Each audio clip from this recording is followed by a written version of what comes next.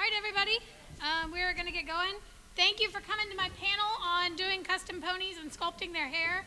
I'm sorry if you wanted to go to something better and this is what you were stuck with. But hey, there's very exciting things. I am actually going to give away the pony that I'm doing in the PowerPoint. But first, I want to give you a little history about myself and my darling friend, Must Be Jewel. I've been collecting G1 ponies since about 2000. I've been a G1 collector and customizer long before G4 came out. And in fact, we remember the rumors when the first pictures came out, we were going, oh my God, they look like elves. Do you remember that? Or cats or deer. Cats, or yeah, we were not fond. So this customizing started a really long time ago, so now I'm going to scare you. That's my first custom. That was from 2001. It was a pony that had its horn chewed off by a dog. I'm very sorry to have to show you that. We're going to move on. So after I figured out that I was no good at putting in hair myself, I started to sculpt it. This is one of the ones from about 2004.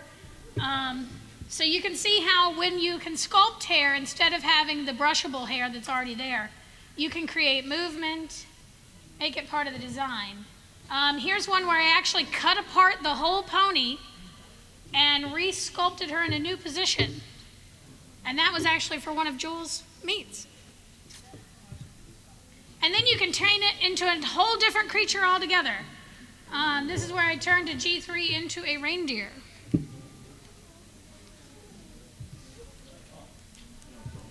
And then G4 came out. The end. Yeah, that's it. Thank you very much. No.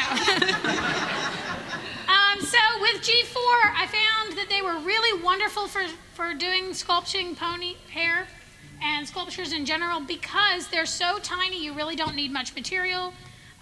The bases are easy to come by, they're very easy to manipulate, and they're a lot of fun to customize. So here's some of the characters I did. You can see I expanded into zombies. I sold all of those at BronyCon 2 years ago. And then I took some of those old ideas and applied them. So here you can see a G4 reindeer. You can see flowing hair done the same kind of way.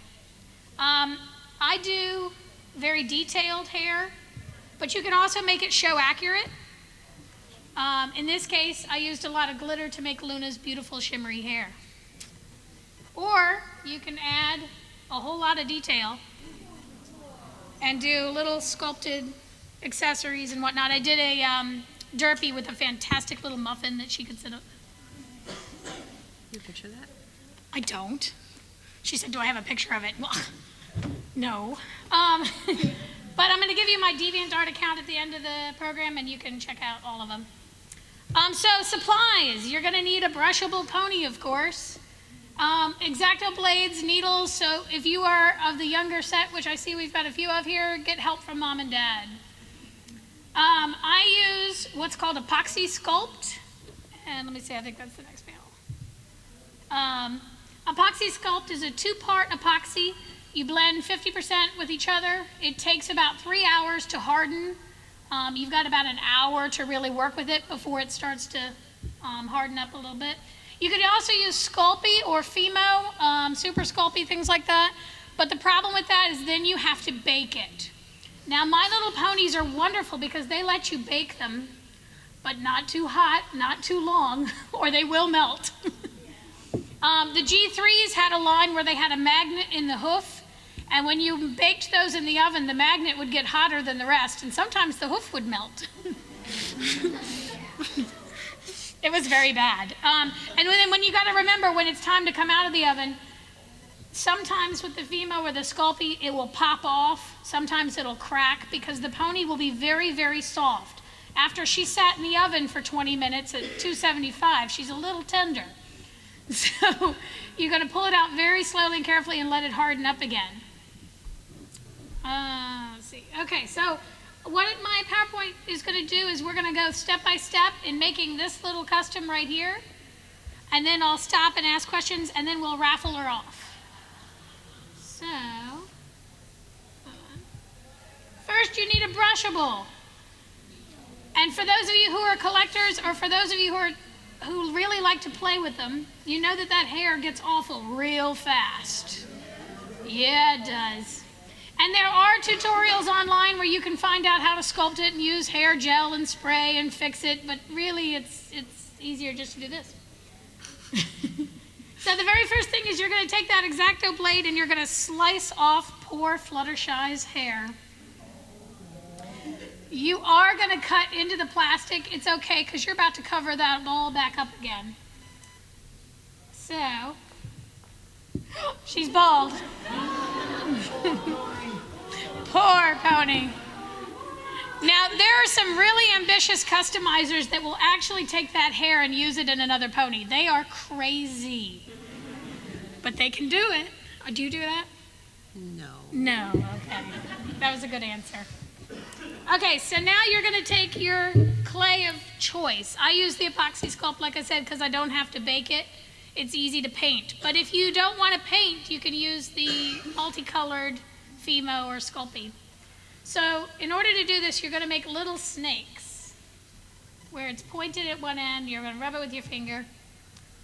And then you start to apply each snake to the pony in the style that you want to go in. And you're going to layer it just like real hair is layered. If you want to make a show-accurate pony, you're going to use really big, thick snakes because they have fewer details in their hair. But this example I did pretty detailed. So you're going to layer your snakes on, and then you're going to take a fine sewing needle and trace in each hairline in the style. So you can do any style you want. I will say curly is the hardest. If you're doing a Pinkie Pie, that's going to be the most difficult. I know, I'm so sorry. It's going to be okay, buddy. But you can do it any style you want to, and like I said, you just slowly drag the needle through. With epoxy sculpt, you want to have a little cup of water right next to you, and you can dip your finger in and smooth it down. And if you mess up, that's the best part. Just take it off and do it again. So after you can see I've got her forelock on here, and I've got all the lines drawn in. And now I am putting together a flower for her hair. Like the one that you saw that had the whole bunch of roses. I made those roses in advance so that they were already hard. But in this case, I put in a little flower in her hair and used the needle to stick it right in. While the hair is still not quite dry yet, it's a good time to push it in. So in this case, I decided instead of showing you the mane, which would be made exactly like the forelock, we're doing a bun in her hair. So using the shorter snakes, you make the design all the way around, and you can see I use the needle to just trace in and do the individual hairs. For the bun, I made a donut. Don't eat it. I mean, you can. It's probably non-toxic. It's non-toxic. Yeah, you're okay if you really want to eat it, but I really don't recommend it. They taste terrible. So you're going to trace that in. You're going to pop that on there. You're going to use your needle tool to trace in the hairs and give it some detail. And in this case, then I made a little bow. Tragically, I didn't show you how to do that because I forgot that I was taking pictures each stage, but that's okay. It's just a bow. Just use 2 chunks of clay, and then I cut out little ribbons and applied those again with the needle. Remembering that when you work with clay, you're going to put your fingerprints on everything you touch. So that's, again, when you want to get your fingers wet and rub it down a little bit. Otherwise, they can catch you later for murder. And in this case, I thought she looked bald in the front, so I also added a little curl to the front end. You can add individual little hairs like that, just using the needle to plop it in place. And then we have to work on her tail. So in this case, you want to make sure that the very first couple that you put on there, you're going to cover the hole where her tail was before. And in my case, I cut off her tail with the X-Acto blade, and then I poked it inside the pony. So actually, if you shake her, you can hear it. You can take their heads off and pull them out with pliers, but it's really difficult. And it's too much work for me. So you want to make sure that the first couple hairs in particular cover that hole, and you want to press them down into the hole a little bit. That will secure the tail. It will also help for a later stage that we're going to do, which is really evil. So you're going to get your snakes and you're going to put them all the way down the tail. A lot of mistakes that new customizers make is that's where they stop. They just leave those snakes. And it ends up looking like they have pasta hair, which is no good, man. So don't forget to go back with your needle and you're going to add your details. This will also help you to press the top of the tail and get it to stick really well. And now she's ready for drying. Woo! Okay, so in this case, this is epoxy sculpt, so it takes about 3 or 4 hours to dry. If you're going to use the Sculpey or the Fimo, like I said, you have to bake it, follow the directions on the container. It's usually like 15 minutes, and then let it harden for another hour. So she's all set to go in the oven or to sit aside, and in her case, she's set aside. And then we're going to do something truly terrible to her. If you are very, very confident in your skills of painting, you're ready to paint. If you are not, like me, you need to do that. So very, very carefully, you pop the hair right back off again. So in this case, I used the needle and I squeezed the pony until the hair popped off. If I was good at painting, I would not have to do this step. But to get between the back legs, to get the tail on the other side, it's really hard. To get the forelock underneath where like it layers over her head, it's really hard because you're going to end up painting the pony. So it's a whole lot easier to pop off that hair and make her bald again. Yes? Another alternative be to use frog tape or painter's tape? That would be almost as difficult as painting, honestly, because you'd have to get that tape in all those little crevices, but you could do it. So my model likes masking tape that comes in very thin. Yeah. And it's really good. Well, there you go. So for those of you who feel like you can mask it off, that's a good alternative. I will say that if you do something with a lot of individual little hairs, it's going to be really hard to pop off. So you are going to want to go with masking tape or like a, what's the? Misket. A misket, yeah.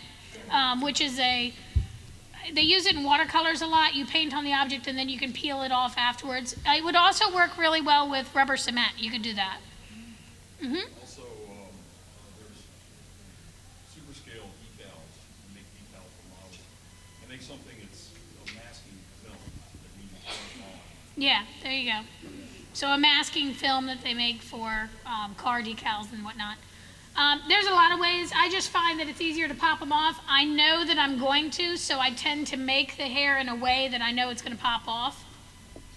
So once I've got it and she's all bald, then you can paint it. In this case, I cheated and painted for you. I use cheap, plain old apple barrel craft paint. You can buy fantastic golden acrylic paint and it'll be wonderful, but you don't have to. In her case, you can see that, and particularly if you come and see her in person, it's a little bit shimmery. What I tend to like to use is a product called Interference. Interference is like a pearl, and in this case I used pink pearl on her mane and tail and then blue on the flower and her bow. And it works as a sealant. If you just put paint on here, this surface is very slick and it'll scratch off very easily. So if you put a sealant on it, it'll help protect that a little bit. But you want to be careful because if you use like a gloss sealant, sometimes it collects dust a little better than you want it to. Okay, so in this case, now that I've popped it off, I got to put it back on. So I use Crazy Glue, Super Glue. You don't want to use Elmer's. You want to use something a little faster because when you put it on there, you want it to stick almost immediately. So, like I said, I use the Crazy Glue or Super Glue. And then she's done.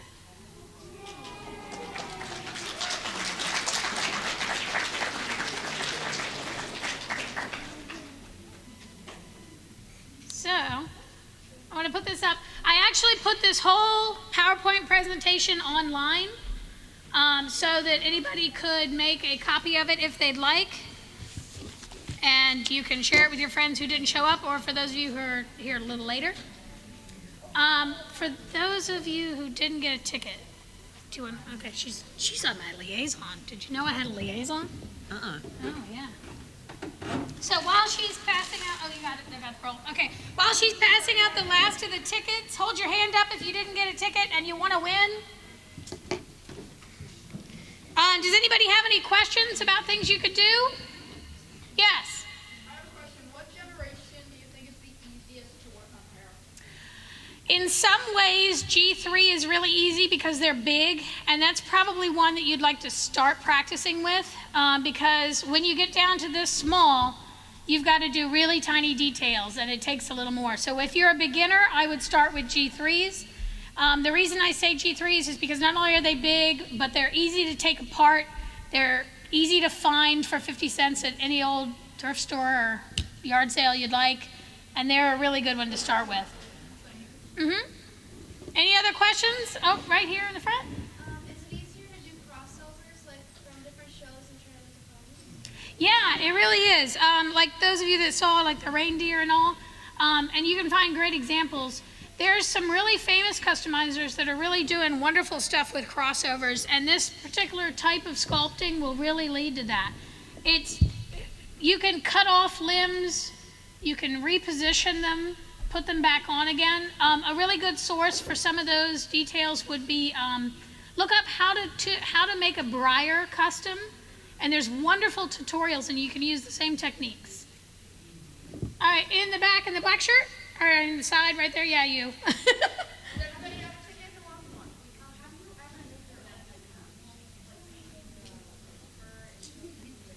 Yeah, absolutely. If nobody has done other kinds of customs, if I wanted to make this an original character and I wanted to take off these symbols, you use nail polish remover to take off all the symbols, to take the paint off the eyes, anything like that. But you want real nail polish remover. You don't want the knockoff stuff. You want the 100% acetone. It will make your life so much better, Rachel. It's toxic. It's toxic, she said. Okay, well, she's protecting the children, but don't drink it. Otherwise, you're fine. Look at that. It does work a lot better. All right, any other questions for that? Oh, hold on. Yeah, way in the back.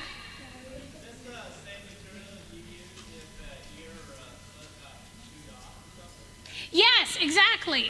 So if you had a dog that came along and chewed off poor Fluttershy's foot, you could re-sculpt it with the same stuff. In that case, I really would use the epoxy sculpt, because when you bake the Sculpey or the Fimo, sometimes it'll shrink and crack. And if you want it to match exactly, the hardest part about doing that is matching the paint color. That's going to be the most difficult part of replacing. But I've done several restorations, Jewel will tell you. We are both local here to Baltimore, and we have in the past had this giant meetup with local collectors, and we once had a contest called the Ugliest Most Horrible Bait Contest. When we have the base of this pony, we call them bait, because they're bait to do anything we want with. And we had one that was buried and chewed and like just horrible. But you can fix it. Just takes a lot of work. Any other questions? Another question here. Yeah. When you're doing a sculpt off the hair on, is it okay to use hot glue? The reason I would not use hot glue is because it will pop off very quickly, very easily. Hot glue is very good with fabric. It's very good with paper. Plastic, not so great, because it's made of silicone. It's a plastic itself, and so it sort of just pops off later. And it's also really, really messy. But super glue is too. You can glue your fingers together real easily. But hey, the 100% acetone will get your fingers apart. Possibly fall off. How did I find that out?